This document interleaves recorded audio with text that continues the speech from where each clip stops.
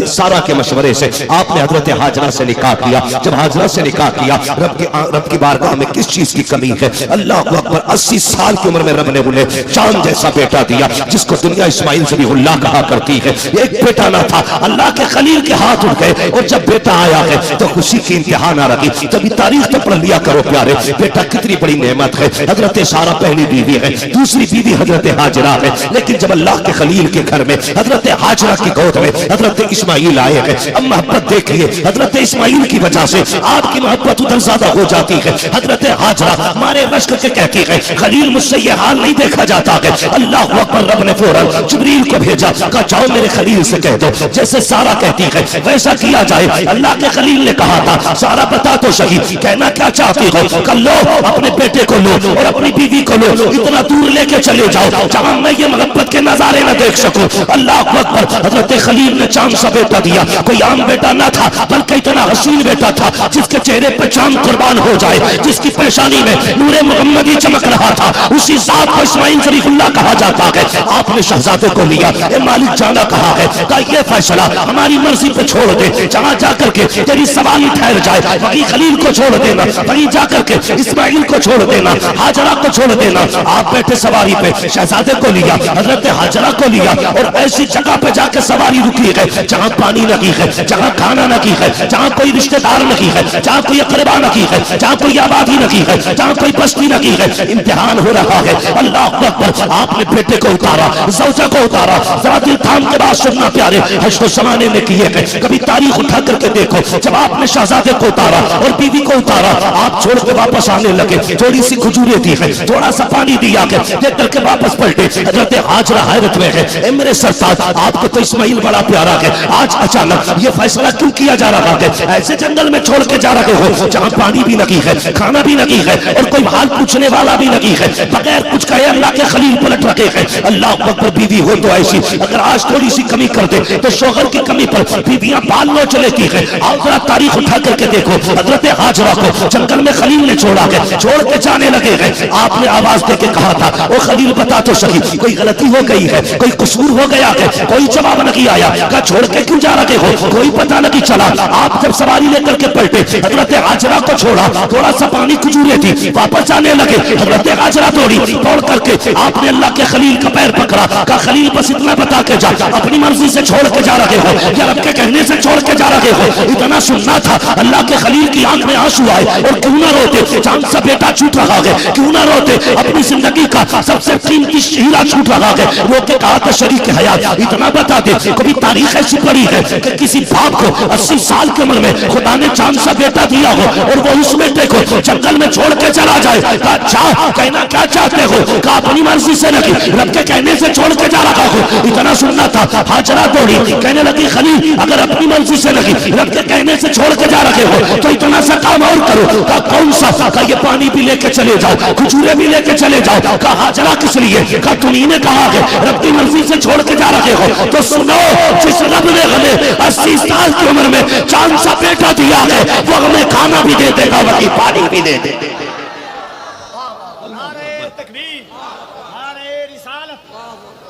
आसान नहीं होता औलाद छोड़ना, आसान नहीं होता औलाद छोड़ना। तुम क्या जानो कितनी मुश्किल से औलाद मिलती है। हाँ यार, पैदा ना हो तो कहाँ माँ बाप दुआ नहीं करते। खुद पूछो ना अपने बाप से, जब तेरे घर में सिर्फ 4 बहनें थी ना, तो बाप कहता था खुदा एक बेटा भी दे दे। कौन सी चौखट पे जाके उसने मन्नत नहीं मांगी थी? किस दरवाजे पे दामन फैला के नहीं कहा था अल्लाह एक बेटा दे दे? हर जगह गया था, लेकिन तू आया, पूरे घर में खुशियां हो गई।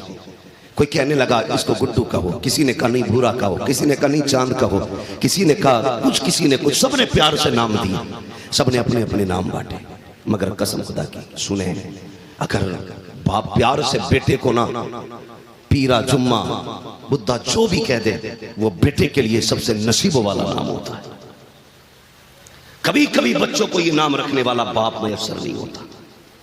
अगर मिला है तो कदर करना, इसकी इज्जत करना। बाप बड़ी दौलत है, बहुत बड़ी दौलत है। ये क्या दे सकते अपने बाप को? खुदा की कसम कुछ नहीं दे सकते, कुछ भी नहीं दे सकते। मैं जानता हूं बेटा अगर अब्दुल कादिर क्यों ना हो, फिर भी बाप बाप होता। बेटा अपने वक्त का गौस क्यों ना हो, फिर भी मां मां होती है। हाँ कोई बेटा बाप के बराबर नहीं हो सकता और ना कि उसकी कीमत कोई अदा कर सकता है। इतना समझ लेना, इतना समझ लेना कि बाप उस दरख्त का नाम है, जब तक बाप जिंदा रहता है औलाद पे कभी धूप नहीं पड़ने देता, कभी धूप नहीं पड़ने देता। परदेश जाते हैं ना हम लोग, परदेश कमाई करने के लिए, कफील भाई घर से बाहर है, मैं घर से बाहर हूं, उलमा घर से बाहर है, क्यों? अपने बच्चों के लिए, अपने परिवार के लिए। कितने लोग प्रदेश में 4-4 साल काट देते हैं ताकि बच्चों की खुशियां पूरी कर सके। क्या उसे अपनी जिंदगी प्यारी नहीं थी? मुझे एक बच्चा मिला कल के परसों के जलसे में, वो मेरे पास आके कहने लगा पैर दबाना चाहता हूं।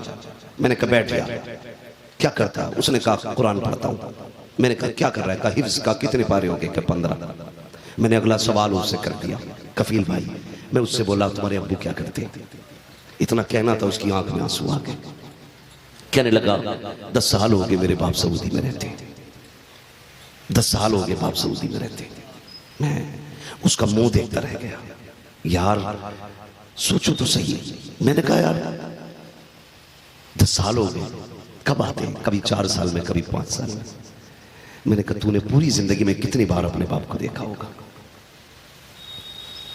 तो वो कहने लगा पापा ये कहते हैं कि बेटे बस थोड़ा सा और कमा लो ताकि तुम्हारी जिंदगी सुकून से गुजर जाए।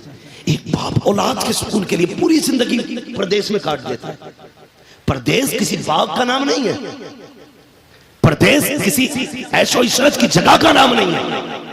प्रदेश उस कैद का नाम है जहां रोटी भी कैदी बनाता है, जहां खुद को सजा भी कैदी देता है और खुद की खिदमत भी कैदी करता है। तुझे क्या पता प्रदेश क्या है?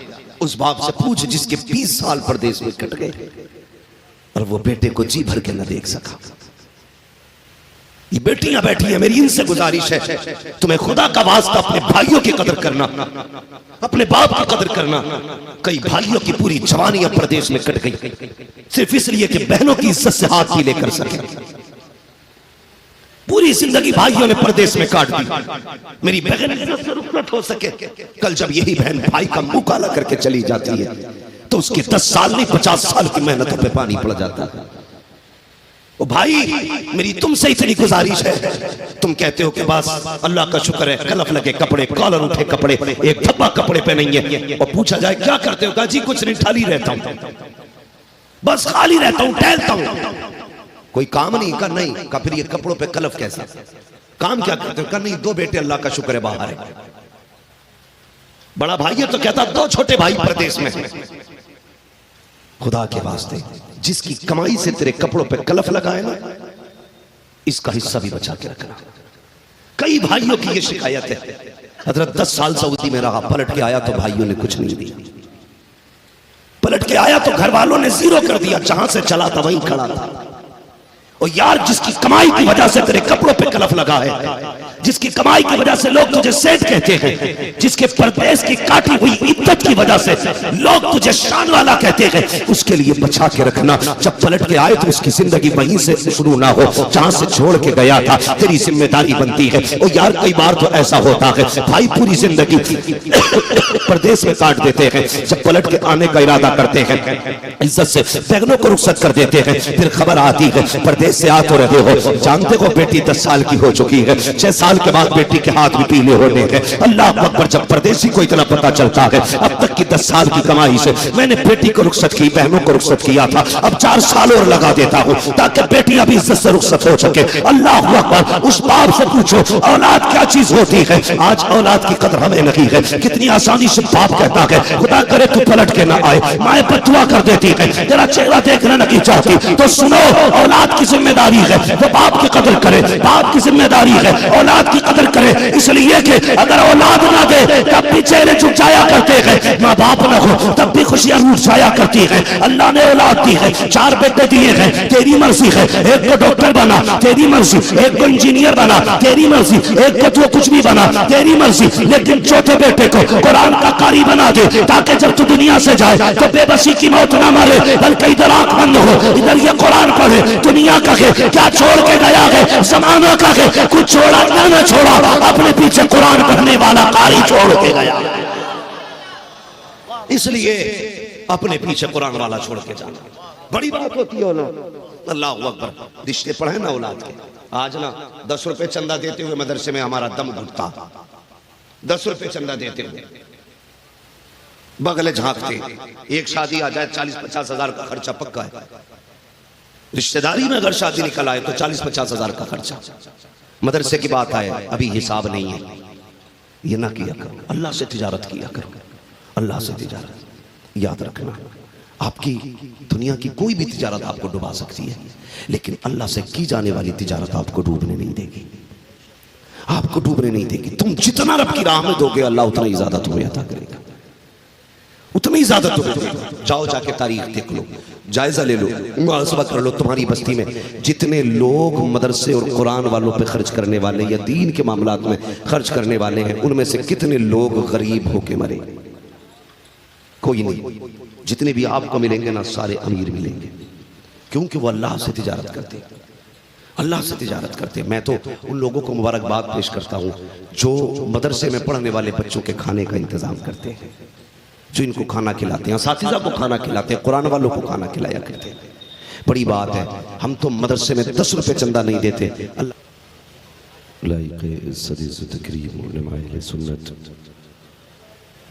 महफिल पाक में तशरीफ़ फरमा मोहतरम बुजुर्गों, नौजवान साथियों, अजीज़ बच्चों, इस्लामी रिश्ते की इफ़्फ़त में आप पर्दा नशीन माँ बहनों और जुमला हाज़रीन इकराम, अस्सलामु अलैकुम व रहमतुल्लाहि व बरकातुहू।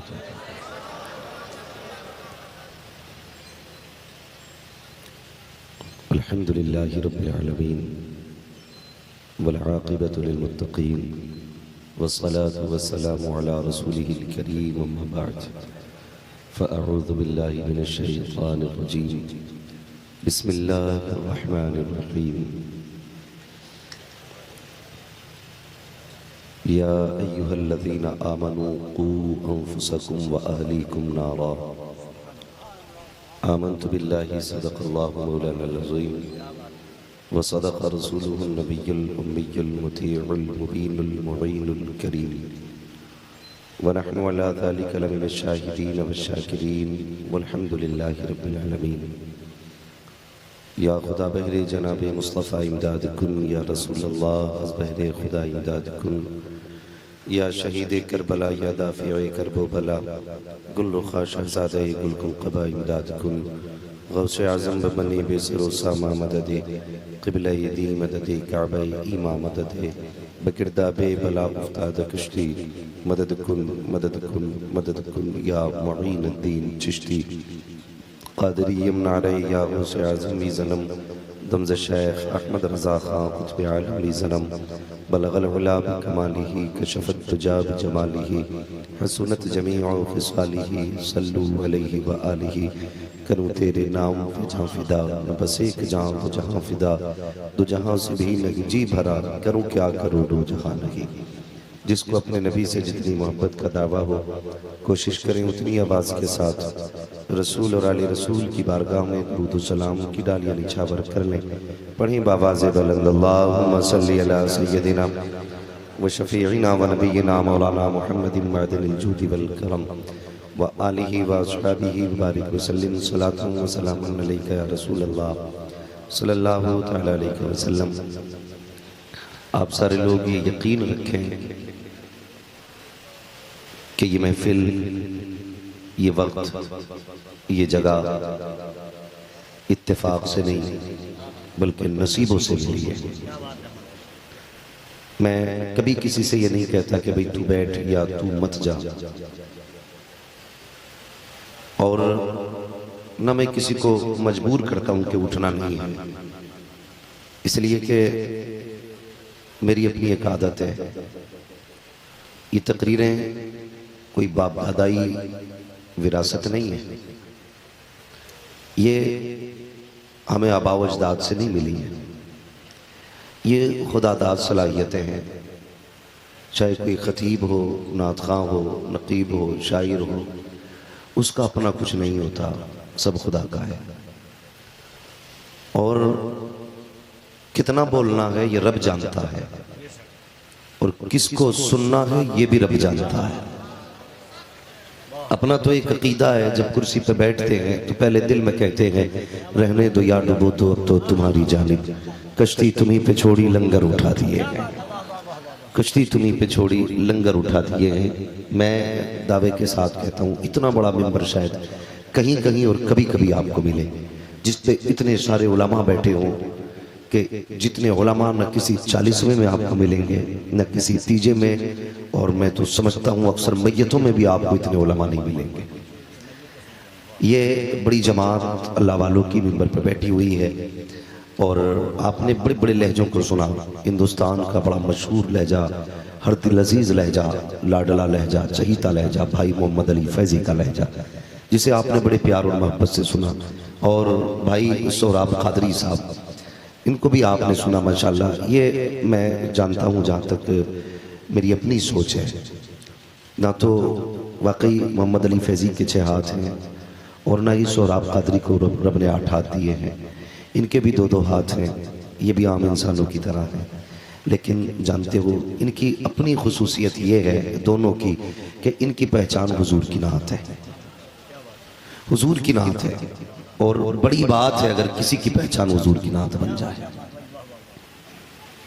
मैं एक बात अक्सर कहता हूँ, मुंबई और दूसरे शहरों में रह के कमाया, जिस पैसे को आपने अपनों से दूरी इख्तियार करके जमा किया था, फिर वही पैसा मुट्ठी बंद करके आपने इदारे को दिया था, तो इदारे ने आपको नाउम्मीद नहीं किया है, बल्कि इदारे ने आपके दिल को ये कह के खुश किया है जितना तुमने हमें दिया था उससे सिवा हम तुम्हें दे रहे हैं।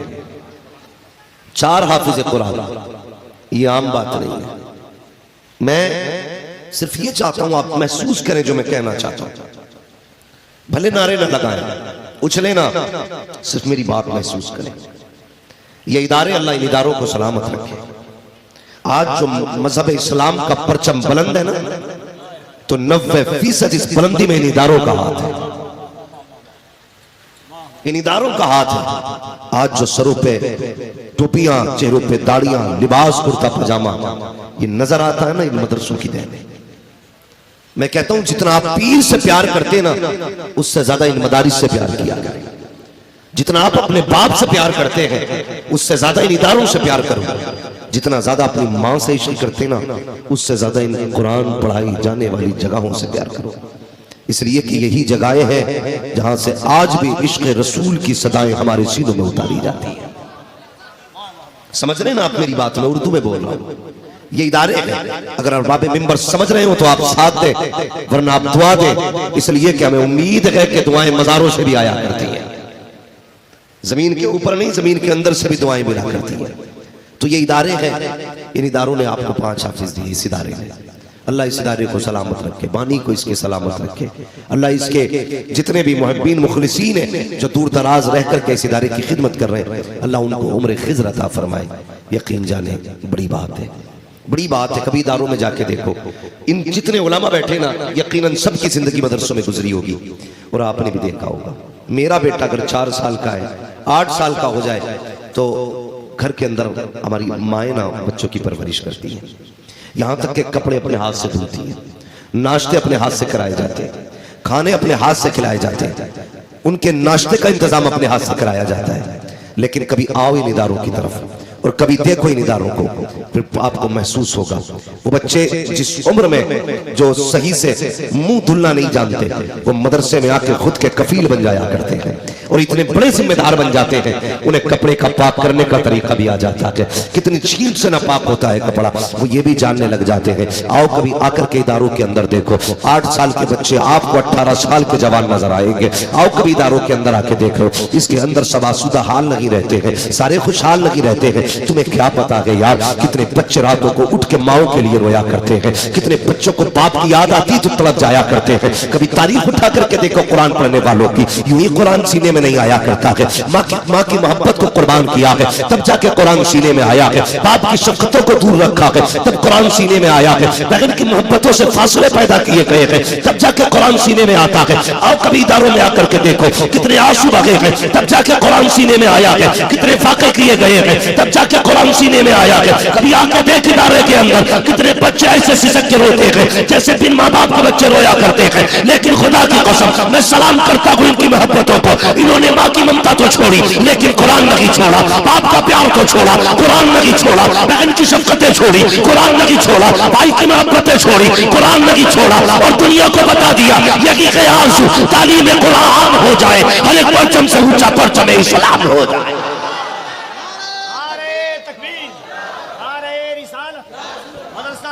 गुलशने मदीना अज़मते कुरान जलसे दस्तार बंदी। मैं मुबारकबाद पेश करता हूं उन बापों को जिन्होंने बेटे कुरान के नाम कर दिए, उन माओ को सलाम जिन्होंने इस दिन के लिए दूध पिलाया था।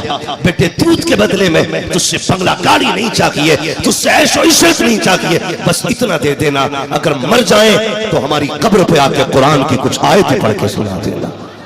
वो माए मुबारकबाद के लायक है जिन्होंने इन बेटों को दूध पिलाया।